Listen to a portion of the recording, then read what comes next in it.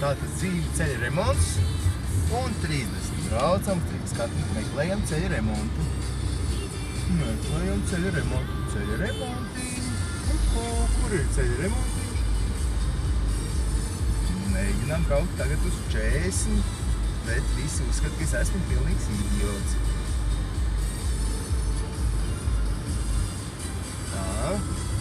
Nākamais ceļa remontiņš. Lūdzu, zīme 30. Gālējam. Turpinām uz 30. Braukt uz 40. Ļoti grūti. Tātad nopilnām mazliet arī spidometru, lai visi redz tautu, ka mēs tiešām brauc uz 40. Labi. Jūs redzat, kā cik komfortabli šajos apstākļos jūtās pilnīgi pārējie vadītāji, ja? Viens ītiņš brauc pēkšņi divreiz ātrāk kā vispārējie. Lēnāk gribēju teikt. Tātad ceļa remontiņu jūs visi redzējāt, ja? Tagad mums ir nākamais ceļa remontiņš. Turpinām braukt uz 40. Nu, vajadzētu jau uz 30, protams, vai ne? Lai mēs pavisam pēc idiotiem izskatītos.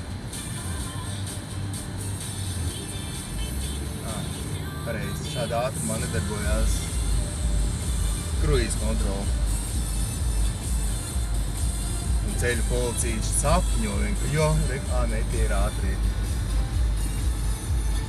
Vai nav labāk? Kur vēl labāk vieta atrast ceļu policiju? Un šeit, ievērojiet, ceļu remonts beidzās. Parādās zīme 70. Turpināsim lūdzu braukt, ja? Vai tikai mūsu priekšā negaida vēl kāds pārsteigums ceļa remonta izskatā?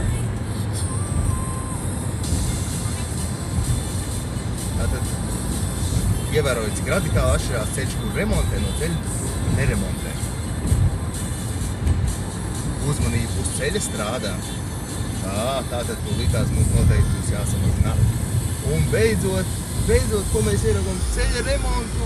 Jē! Tikai 2 kilometrus mēs nobraucām no pirmās zīmes 30. Un ceļa remonts, tā teikt, mūs sagaida. Fantastiski.